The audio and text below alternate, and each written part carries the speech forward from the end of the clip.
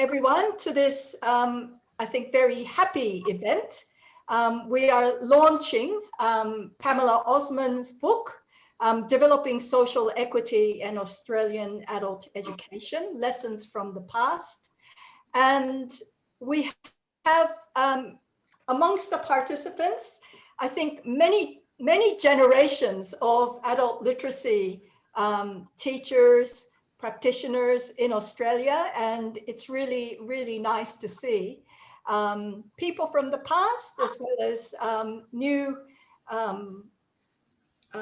participants in the field. So welcome to everyone. What we're going to do this evening is we're going to begin with some words from Professor Mary Hamilton from Lancaster University. I'm sure Mary's name would be very familiar to most of you. She's, one of our international leaders in adult literacy research and policy and practice, and she's contributed to conferences in Australia as well. She was a keynote speaker at the ACAL conference that our council hosted in 2013. So we're really, really pleased that Mary can join us this evening to say a few words and to launch Pam's book. And it's just really nice and appropriate because I know that Pam drew on Mary's work in her research. So after Mary says a few words, then Pam may want to respond or say a few words, and then we will hopefully have some time for any questions or comments from all of you. But until that time, if you could just keep yourselves muted because there's quite a few people this evening, and yeah, so I'll hand over to Mary. Thank you very much, Mary, for joining us this evening. Okay, good. I think, KK, you said about 15 to 20 minutes. Is that right? That's what I prepared. So I hope that's not too long because I really do want to hear what other people, what questions and comments they've got and what Pam is going to respond. So thank you so much for inviting me to take part in this celebration. Keiko, Pam, Renata and others. I'm actually an Emeritus Professor now, so I don't do many events like this anymore, but I couldn't resist this one, despite the 7 AM start for me. It's the earliest I've ever had to speak in public, I think. So first of all, many congratulations, Pam, on your book, which I very much enjoyed. It prompted me to look back at the Changing Faces book that I wrote about the UK adult literacy history with Yvonne Hillier, because I couldn't remember what the last paragraph was and if it ended on a note of hope like Pam's does. And of course, it was written in the middle of Skills for Life, which now seems like another world, which was the first properly funded policy we had ever had in the UK for adult literacy. And we had been so jealous of your language and literacy policy for a number of years, and we'd already moved into the era of neoliberalism. And for all its limitations, the Skills for Life policy was a high point for the UK, but it's now been almost obliterated by the austerity policies of the subsequent governments. And at the time of writing the book, we didn't know that this would be the future. But later I was really aghast to find out how easily everything that had been so hard fought for could disappear. And I've come to value more and more the books and archives that document these fragile histories. So your book, Pam, is a really important one. I'm so glad you brought it to mainstream publication and used it to put practitioners' voices on the record. The story it tells is broadly a familiar one to me, but full of rich and unique detail about how one field of education has developed from the 1960s to the present in one Australian state. It documents the roots of the adult literacy field and how these remain as residual influences in practice, but also how far things have changed. And I think the framework of active network theory works really well to place adult literacy and all its activism within the networks of power it's caught in. And it makes me wonder again about the liberal humanism that much adult literacy work was and still is based on, how it failed to alert us or protect us perhaps against the tide of neoliberalism which was about to engulf the field. Perhaps the emphasis it places on the individual blindsided us to the ferocious power of systemic change. It's just a thought, and Pam, I don't know what you think about that. I want to say something about the value of sharing histories in relation to this, and also making comparisons across countries, before I go on to talk a bit about possibilities for reviving an adult education designed first and foremost to support social equity. There's lots of evidence in the book of literature and policy that travelled across countries, of visits and exchanges and collaborations, including the sharing of student experiences, which is still going on. My own visits to Australia and also to Canada were especially very important in opening my eyes to the systemic forces at play in adult literacy, as I struggled to understand the complexities of context and how state, federal governments worked. Things seemed at once strange and different, but also in some ways weirdly familiar. There were differences of timescales in policy and the role of the national, states, local agencies, differences in professionalism and ideologies. There were shared histories and structures from the British Empire, but there are also similarities of grassroots movements, connections and solidarity in opposition to changes that seem to be part of something much more general. In the UK, we have a very strong narrative of policy nationalism, that we do everything our own way, unfettered by national, transnational policy. And this is very damaging to any understanding of the wider picture, including the influence of what's going on in other European countries and the role of bodies like the OECD, the Organisation for Economic Cooperation and Development. So having the opportunity to engage firsthand with adult literacy practice and policy in other countries has been hugely important to me. I just wanted to say something about international organisations, because you talk in the book, Pam, about the role and the values promoted, particularly about by UNESCO and their human rights discourse, and how that's been eclipsed by the human capital approach of the OECD. The OECD has become really powerful and visible publicly through the comparative surveys that it orchestrates.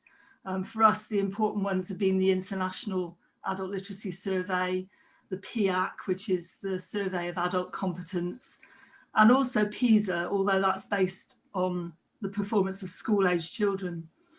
For those who can bear to track the progress of these comparative efforts, and I'm one of those nerds, I'm afraid, this is an interesting moment, because as the OECD has expanded its ambitions, the limitations of standardized testing in more and more diverse country contexts have become obvious.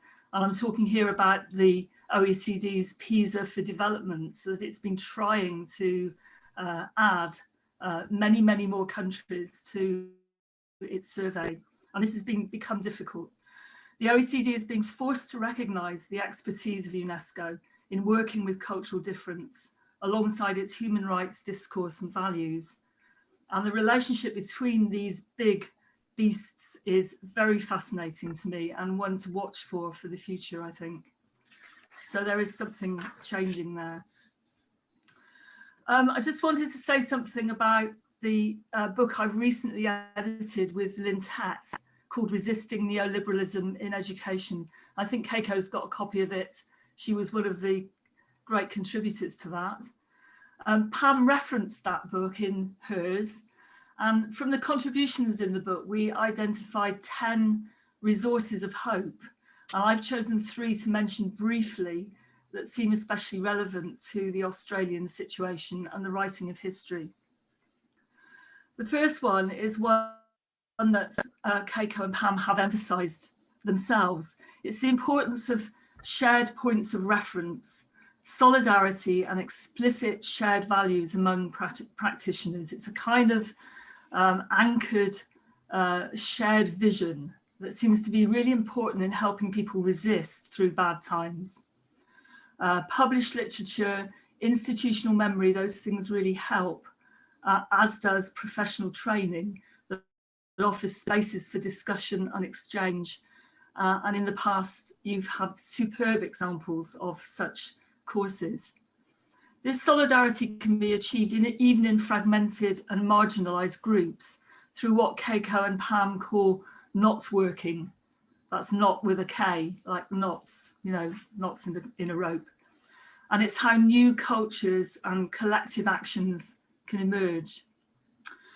The second resource of hope I wanted to mention is one we call creating alliances, both horizontal across like-minded colleagues, but also vertical between the policy, research, different communities who are working in the same area, but maybe not with the same set of values. My sense is you've been more successful at this than we have been in the UK, and we could discuss why that is. And at certain times, it's why it's much more difficult to achieve than at others. Some reasons undoubtedly are institutional, but it also depends on individuals who are prepared to work persistently across what are often widely different communities, practice, professional development, policy, research, while holding on to a strong vision and while they get things done. There are lots of people like that mentioned in the book, Arch Nelson and Jolo Bianco, Rosie Wickert, Kath White. It's a very particular gift to be able to do this and to keep on doing it. It's difficult work. Such people help other people to appreciate the priorities and perspectives of different kinds of actors, and can also help develop institutions that can bridge across divides. So my third resource of hope is using educational research itself as a resource to document change and people's experiences. This goes back to what I was saying at the beginning about documenting fragile, less visible developments, and to make institutional systems and processes of power more transparent to the field. The value of knowing our history and the hidden strands and the experiments that have been part of it is really important. And Pam's book is a great example of this, I think. Okay, I got some comments about change. I know that we're all looking for signs of change, and I believe that there are some. I've got a few thoughts about the changes being brought about by the COVID pandemic. But independent of this, there are also important popular movements at the moment around diversity, around racism, and around climate change. These movements coalesce around issues of social equity, and they demand really radical thinking about how to develop an education that's fit for purpose in the future. They're also very interesting in linking social issues with economic ones. I think that's a really big development. I don't know whether you've come across the Green New Deal, for example, which is bringing a lot of green ideas into the economic sphere and are making arguments about how things can be changed. Pam talks in her book about the seismic shift in social consciousness that took place in the 1960s and 1970s. And I'm wondering, could this be another such moment of seismic change? This has been, of course, compounded by what's happened with the COVID pandemic, which has affected people globally in a way that perhaps none of us really expected could happen.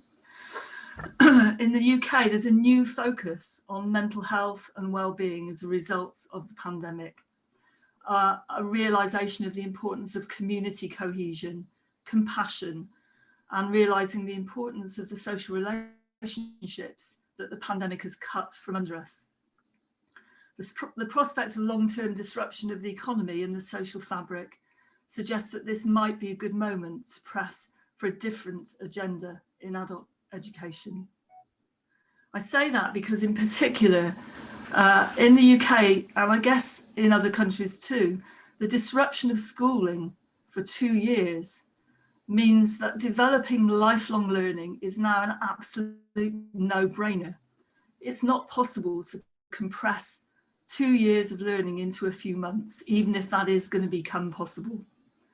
Evening out the opportunities for children to complete their education means spreading them to early adulthood and beyond. In the UK, we currently have a centenary commission for lifelong learning that is advocating doing just this. So it's a direct link, I think, between what's happened during the pandemic, for us in the UK at any rate, and adult education. COVID's also disrupted the neoliberal discourse massively by showing the need for government input, coordinated responses to the crisis that we face globally. The market's not fit for this.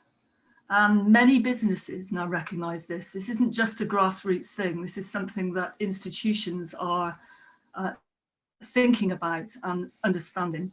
Neoliberalism as we know it may have had its day. I'm not saying that it's going to immediately transmute into something really benevolent, but I think things and theories have to change at this point.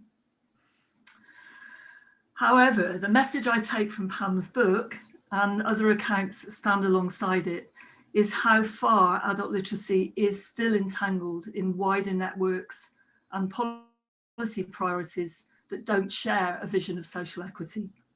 And this means that literacy, as literacy activists and adult educators, we need always to hitch our wagon to other like-minded movements. We need a loud voice and strong alliances with activists in overlapping networks. Whether that voice is there at the present in New South Wales, in Australia, in the UK, I'm not sure. We feel at the moment, I think it's a bit like being part of a chaotic dance where we're all improvising from day to day, and who knows what shape it will fall into at the end. But I think the potential is certainly there as we inevitably move through these chaotic times into a new era. We're moving. And Pam's book, with all its insights from adult education practitioners, is part of the legacy that we can offer to that future. So thanks, Pam, again. And I'd be really interested in other people's thoughts, resources of hope, yeah, everything else. Celebratory comments. Thank you. Thank you, Mary. And I think, thank you very much for your words and your optimism and insights. And I think before we go on to Pam, I think we should declare the book launched and raise our glasses or cups of coffee or or whatever to Pam. To us all. To the book. To our story. Yes, may it have a long life. To our story. So over to you, Pam. Thank you. Thank you, Keiko. And thank you, Mary, for those really kind and encouraging words. And I also want to echo Keiko's words about the importance of your work to many of us involved in adult literacy in Australia. And my book in particular has drawn heavily on your scholarship and that of many of your UK colleagues. And because of that, I'm absolutely honoured that you got up so early this morning to launch my book. And I also, before we go on, want to acknowledge the powerhouse of knowledge about adult literacy that's in this gathering this evening. So I'm delighted that this book has provided the opportunity for such an erudite gathering. So take the time to flip through the names of the people who are here, and there was 100 places and it was booked out. So I just want to say first a few words about the genesis of the book and my reason for undertaking this in the first place. Many years ago, when I was teaching at UTS, one of our graduate diploma students or past students asked us where she could find some information about the background to our field, about its history. And we couldn't think at the time of anything that pulled it all together, although there's in fact a lot of information in the literature and in the archives, but nothing that pulled it all together. So I thought, well, that'd be a nice little project for me. And I envisaged a little project, but in fact, it turned out to be quite a big project. And I should say at this point that I've enjoyed every minute of it, every minute of researching this, because it's a great story, isn't it? I don't know whether enjoy is the right word for it, but it comes pretty close. And the more I researched it, the bigger the project became, because it's not enough just to document the story, although that's important too.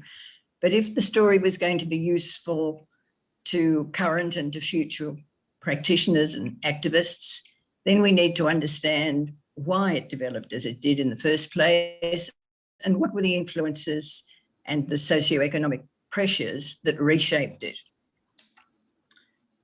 And the understanding that I draw about that is what makes it relevant to a lot of other programs that were based on principles of social justice, because those same global and national influences have reshaped many, many fields in Australia.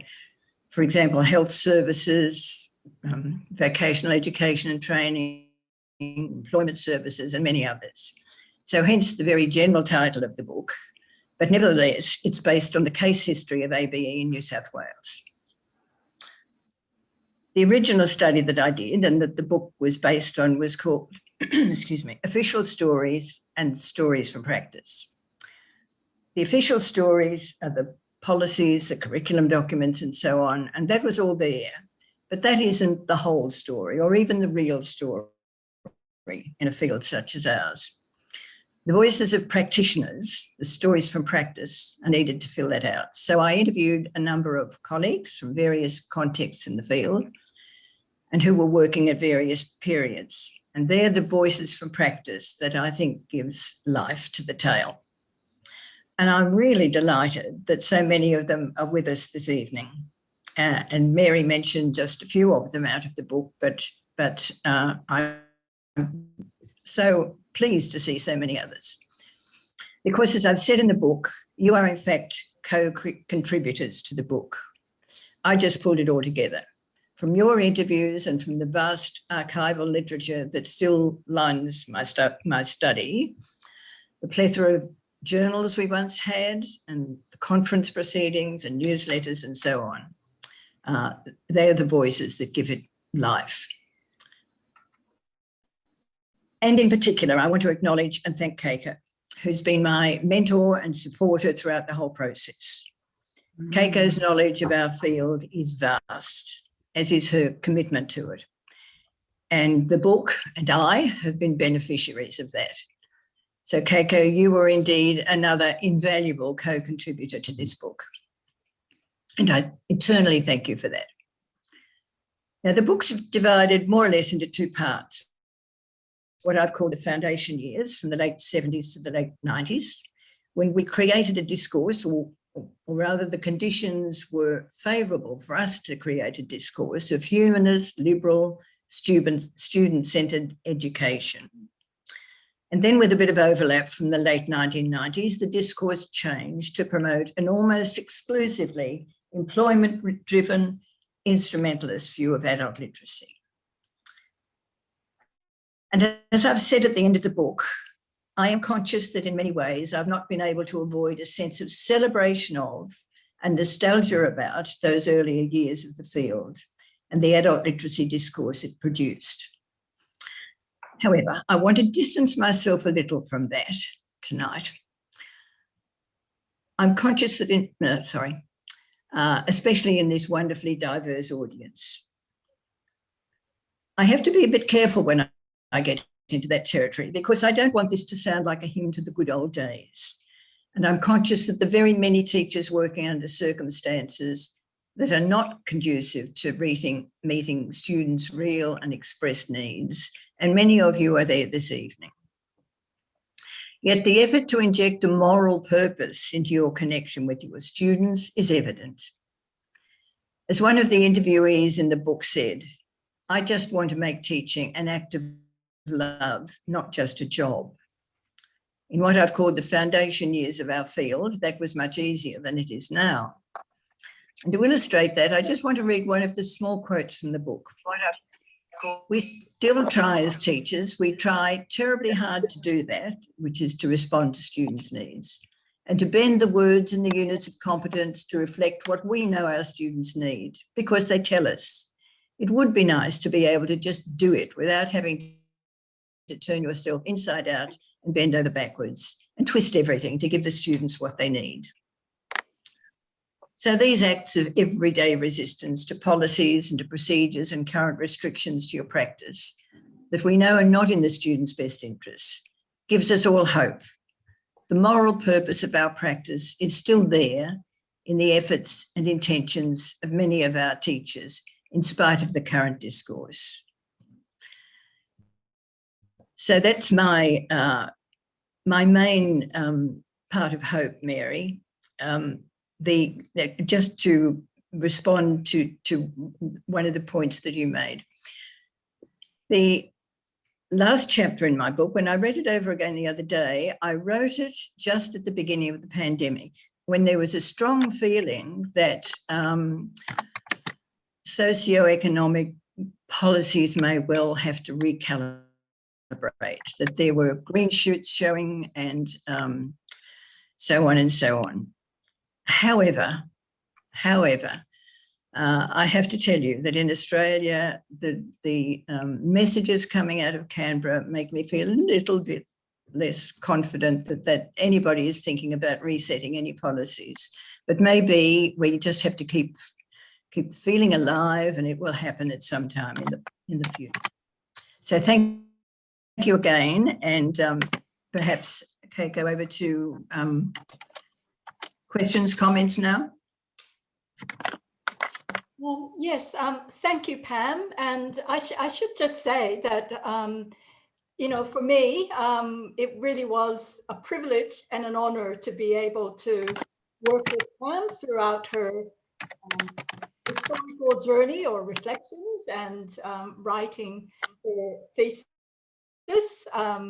You know, I think supervision is not quite the right word in terms of what I was doing with. Well, anyway, so we have some time for comments and questions. We do have quite a few people, and I can't see everyone all at once. But there is, and sorry to sort of be school teacher like in this, but if you could, I think in your reactions icon, if you could just choose one of the icons if you want to speak, so we're not all sort of speaking on top of each other.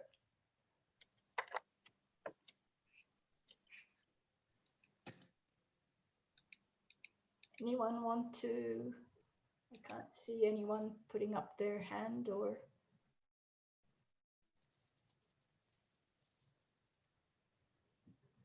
Oh, Cass White. Yes, please. You'll have to yes. Yes. Hello, everybody. I was very interested in both your words, Pam, and Mary's words. I'm a bit out of touch with political nomenclature, and I'm not sure what neoliberalism means, Mary, as you use it. I wonder if you could explain what you mean by that. You're muted, Mary. Mary, you're muted. Mary, you're muted. Oh, yes. Here she comes. Okay now? Yeah. Yes. Good. I knew somebody was going to ask that because I kind of assumed it during the talk. The last time someone asked that question, they said, well, why don't you just talk about capitalism? Because that's what neoliberalism is. And my answer to that is really, well, capitalism as the operation of markets as a way of distributing goods and, you know, the organizing society is capitalism is the practice, okay? And neoliberalism is the theory that has developed over the last 20, 30 years to justify, give some kind of moral purpose, perhaps even, to capitalism.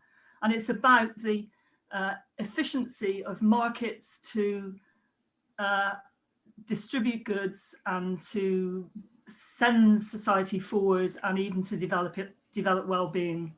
And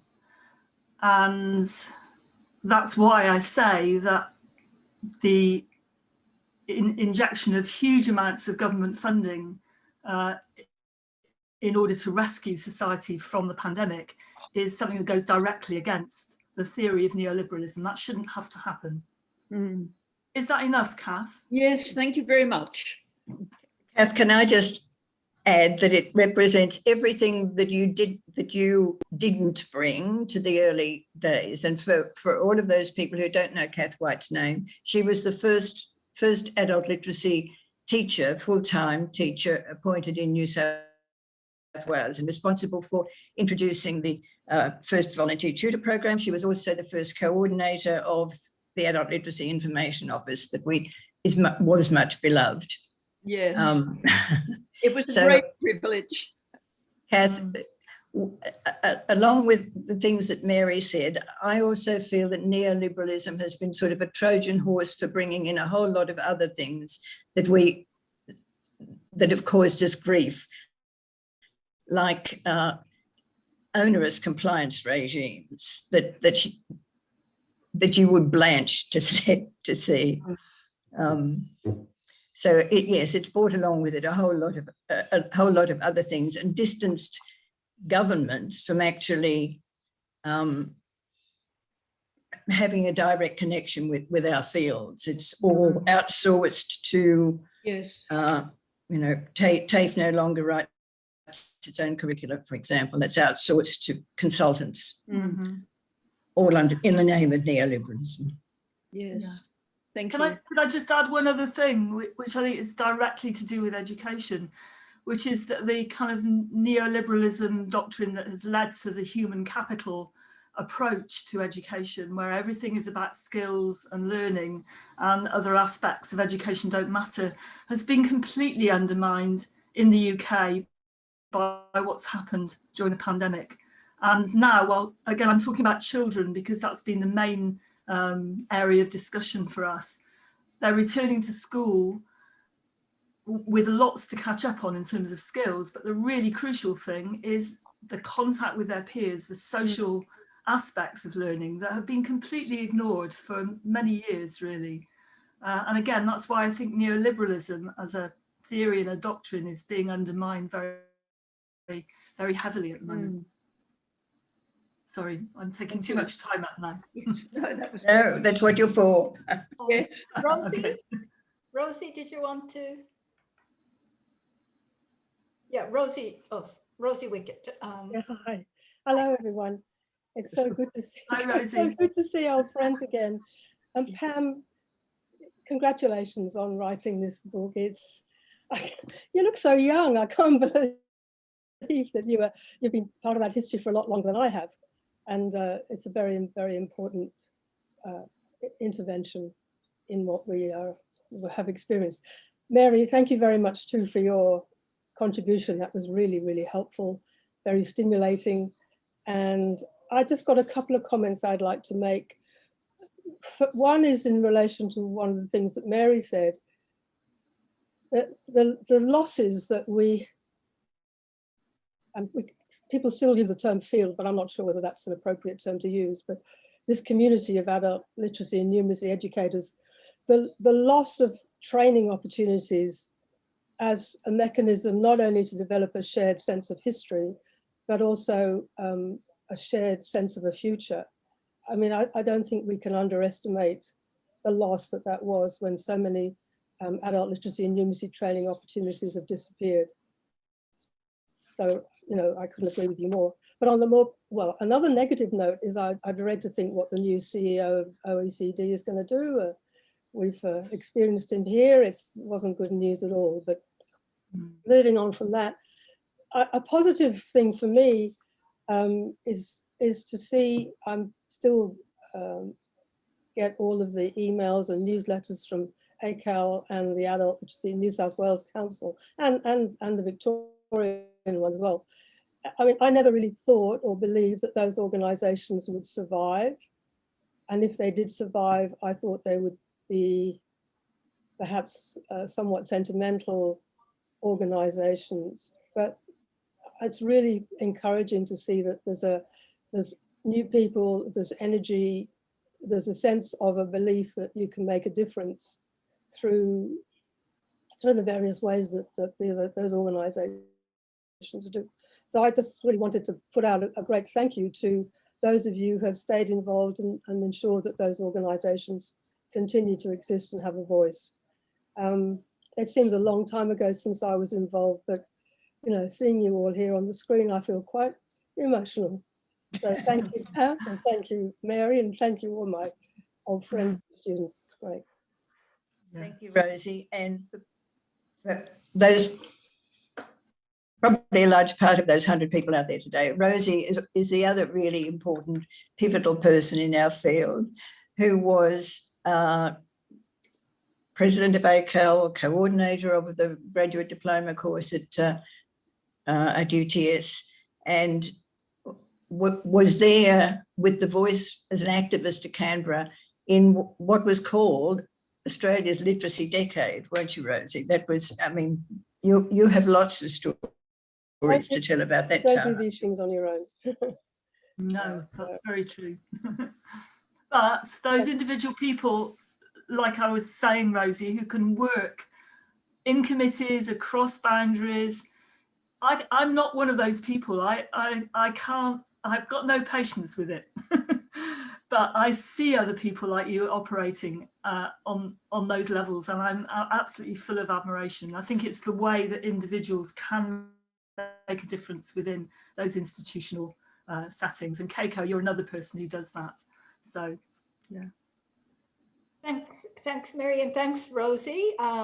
Rosie was my first boss at UTS, and I think Ruth Cohen also has her hand up, and she's another one of my former bosses at UTS. So over to you, Ruth. I can't imagine that anyone would think about that in that way. What I just wanted to say is congratulations, Pam. You've been fabulous, not only in documenting, and I must say I haven't read the book yet, but I'm going to, but also in putting it into words, because so much of it is going to get lost otherwise. And you were such an important part of especially the country area in adult literacy. But I just wanted to say that although I'd done teaching before at university and ended up in TAFE in between universities, it was very interesting that I always regard the teaching I did of these students, mainly literacy, occasionally, if I had to, numeracy, because that's how you learn to teach. And I think those students gave us a completely different way of how to approach our own profession. The other thing that I hope is in Pam's book, although I'm sure it will be, is how amazing it was to have all the groupthink that we had when we were starting off, and how we were listening to what others in the field were doing and madly copying any good idea that came across.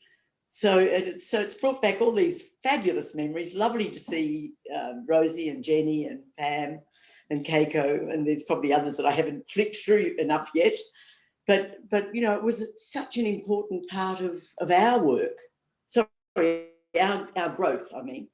And I think the other thing that I want to say is I think it's so different to have real student-centred learning as the main operational value rather than what seems to be happening now in so many places, which is, you know, how to be a workforce person. So congratulations again, Pam. Fantastic to see a book out like this. Thank you. Jill has her hand up, Keiko. Oh, yes, Jill. Thanks, Keiko. Just a couple of little comments. Number one being tribute to all of my esteemed colleagues whose faces I haven't seen for a long time, but particularly to Keiko for keeping things going, as Rosie suggested. I think you've kept the torch alive most recently. So yeah, all power to you. Secondly, just to comment on Mary's suggestion that COVID has been a positive thing for our field because it's elevated the sense that community cohesion and well-being is important. Unfortunately, I think our experience here in Australia is different because we have escaped so much. I guess not quite scot-free, but things are so much better here than in the UK that whilst I think there's been lip service paid to those sorts of things, I'm not confident that it will continue or that our field will get much out of it long term. However, moving back to the positive, I would like to share that across my desk today came a flyer from Belmont TAFE, I believe, and it was advertising a course called Not Certificate 2 in Trivial Rubbish for Employment Pathways, but Reading and Writing for Adults. Which put a smile on my face, and I think it might put a smile on some other people's faces here too. Thanks. Thank you, Jill. Just trying to see if anyone else wants to say a few words. Right. Jenny, are you waving your hand? You're muted. Hello, everyone.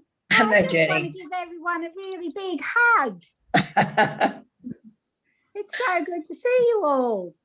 And I'm not even going to worry about trying to find the thing down the side or whatever.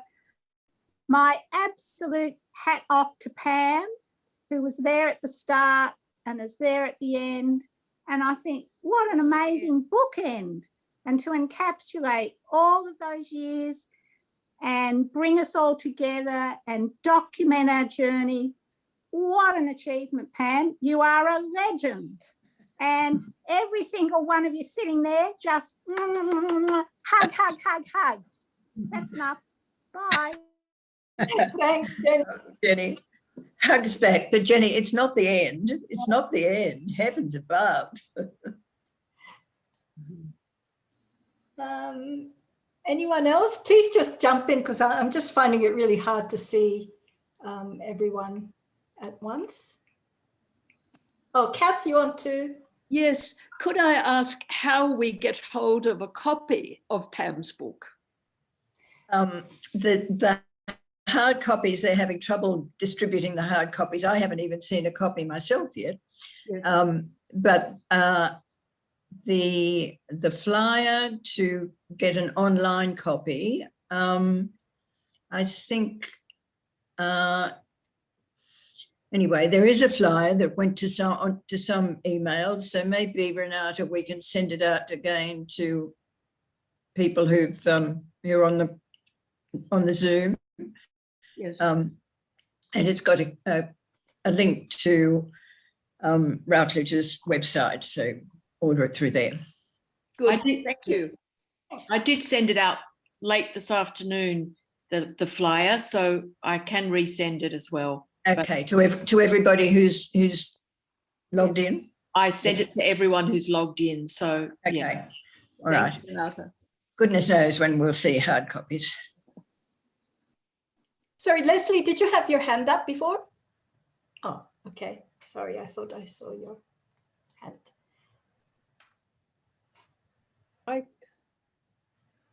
Rosie again. Rosie, I did mention to you before, wouldn't it be lovely to have a reunion? It would. Person? It would. Do you think something could happen? Yes, yes. When I saw all those names, I thought how lovely it would be if we were all in the same room, Yeah. swapping stories. Yeah. Anyway, I'll leave that thought with you. Yeah, I mean, we are hopeful, optimistic that we can hold a conference at the end of the year. I don't know if that's too late, or we should just organize something while the pandemic's under control. But yes, it would be lovely to have a reunion, and so let's think about that. Yeah. However, this format has probably brought together more people than would come to a gathering at UTS or some, excuse me, or somewhere. So and we wouldn't get Mary either if we were in face to face. So it's had some absolutely positive benefits. Yeah. I hope this isn't going to take away from sort of the hope and the optimism, but I was talking to one of your UK colleagues, Mary, the other week, and we thought that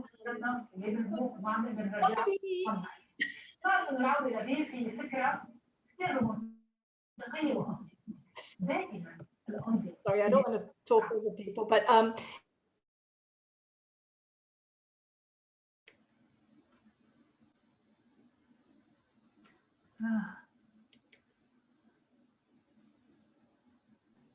Keiko, you're muted. Sorry. Brilliant. We were talking about how after the initial, early days of adult basic education, policy went one way with, the neoliberal influences, and and Pam talks about this in her book as well. We have in practice and in research sort of maintained, what Pam was talking about, the moral purpose, or certainly trying to hang on to that sense of moral purpose in what adult literacy and numeracy is about. And even though, all of these competencies and compliance and training packages and large-scale testing became bigger and bigger, I get the sense that many practitioners still find a way to get around all of that, to do what they know they have to be doing in order to help their learners, which is a good thing, but it sort of feels like there's been a complete sort of bifurcation of policy going one way and practice and research going another way. And I'm not sure if, maybe it's not a problem, but it does worry me that we're just going to get further and further away. And I'm wondering if Mary or Pam, you want to comment on that, or maybe you wouldn't agree with me on that, but.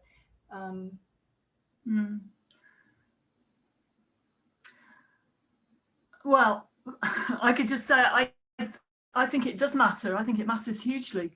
And I wish I understood as much about the importance of that now as I did when I started work in adult literacy, because I think I just wasn't thinking on a big enough canvas. I think it's really important. Adult literacy is a small field compared even with other fields of education.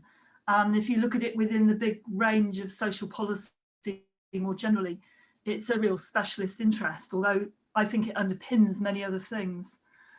I mean, I think the key to trying to bring policy back in is this alliance with other, areas of social policy that are actually quite close to us in terms of values and that shared moral vision, but maybe expressing things, reaching other audiences because their focus is slightly different in terms of the topic of what they're doing. And I think there is a lot of potential for that, but it needs this working across, these people who can do that, who've got a wide enough vision to bring it across. It's great to be, a brilliant practitioner in the classroom or, wherever it is you're teaching, but we need some people also who have got that kind of wider, that talent for kind of going beyond those things as well. I don't know. Pam, what do you think? You're muted. It's been made particularly difficult here and everywhere, of course, with the privatisation of our field, and even within TAFE, sections of TAFE institutes, as they were called, were competing against each other for government-funded programs and so on, so that collaboration of the early days was really fractured when competition joined, when we were no longer, groups of fellow practitioners like ESOL, English as a second language. We were sort of in competition with them and other publicly funded providers also. So that's been one of the main reasons for fracturing that. Something else just, and I don't know whether this comes from what you were saying, but recently, and not everybody who is logged in tonight may realise that recently there's been a plethora in Australia of reports into and investigations into, and government departments and quasi-government departments seem to have taken an interest. But whether that will actually, whether anything will come of that or whether they're just mouthing words, and Keiko and Jill and others have been involved in these discussions, as we were yesterday with politicians who just don't seem to be listening. They ask questions, they cut you off halfway through. So, it seems that something's happening, but we'll see. Keiko, do you want to add to that? About being cut off. I mean, and Mary, I'm not sure if you're aware, but there is currently a parliamentary inquiry into, they've called it adult literacy and its importance. And I don't know if it came out of an earlier, well, there's been over the last 2 years, several reviews and inquiries. In 2019, there was a review of the vocational education and training system. And the New South Wales Council put in a big submission to that. Adult literacy was only a small part of their brief, but they did come out with some, potentially very powerful and useful recommendations. There are some problems with it as well, but they were talking about free provision for anybody below some sort of a level. Of course, everything's got to be, measured in levels. And then there was a productivity commission study of vocational education and training. And some of us went along to talk to the commissioners. And again, as Pam said, they listened and they didn't get something at all, but they did pick up on some things. And then we now have this review, which is much broader than, employability skills. Now, whether we had any influence on those terms of reference, I don't know. But one of the things we did say to the Productivity Commission review was, you know, adult literacy policy has to sit not just within vocational education training policy, but it's sort of cross-sectoral, I don't know if that's the right word, but, you know, different government portfolios need to make a commitment and investment into it. So the current inquiry, the terms of reference are broader.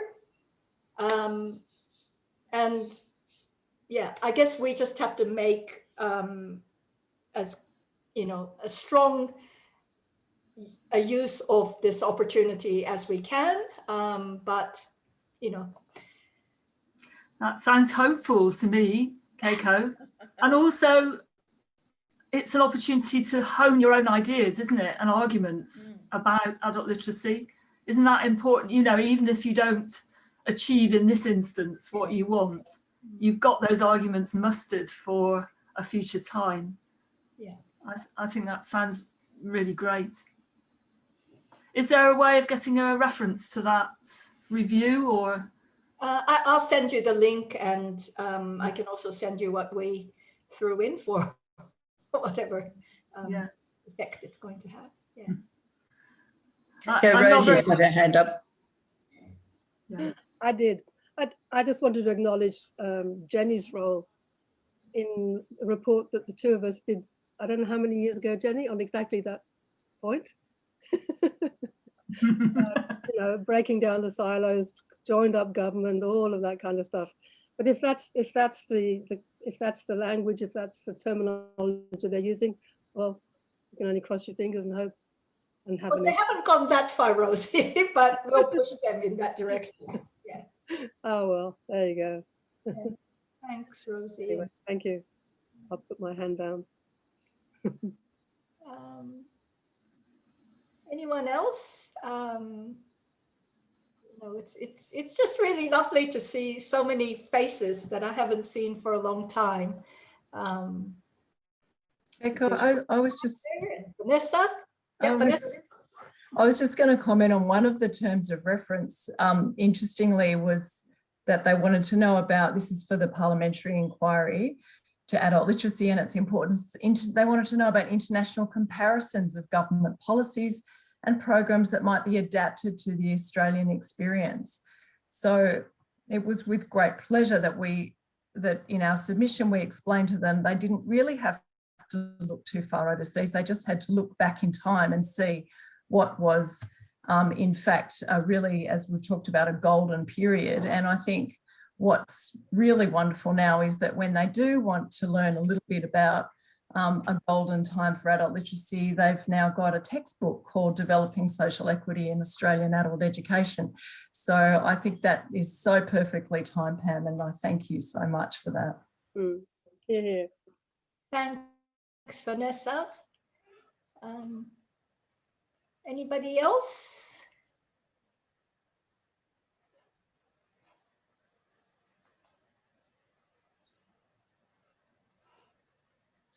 I'm sort of hesitant to close this union, but I am conscious of time, and Mary probably wants to have her breakfast, and some of you probably have your dinner. So I just want to thank everyone for coming to this celebration of Pam's book, and I want to thank Mary very much for joining us in this celebration and sharing your insights and thoughts with us. And I know you are now emeritus, but I hope this isn't the last time we're going to. No, I'm sure I'll be back at some point. But thank you. I've really enjoyed this, and it's very inspirational to see everybody here and to be reminded of all the amazing things that have happened in the past. You know, things will happen in the future that are good. I'm sure of it. Yeah.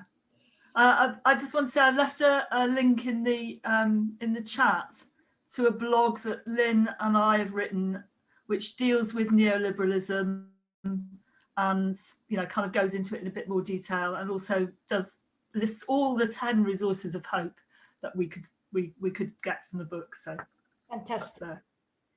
Thank you, Keiko. Thank you, Mary, and thank Thank you. everyone. Congratulations Wonderful. to Pam. Once Yeah. again. Everyone. Thank you, Mary. Thank you to us. Yes. And congratulations to all of us still in the Yep. field fighting. This and is to us. fight. Okay, well, thank you, everyone. And we'll keep this reunion in mind, and any suggestions and bright ideas, please send through to Renata, and we'll organize something. Okay. Thank you. Goodbye, everybody. Bye, Mary. Take care. Take care. Bye.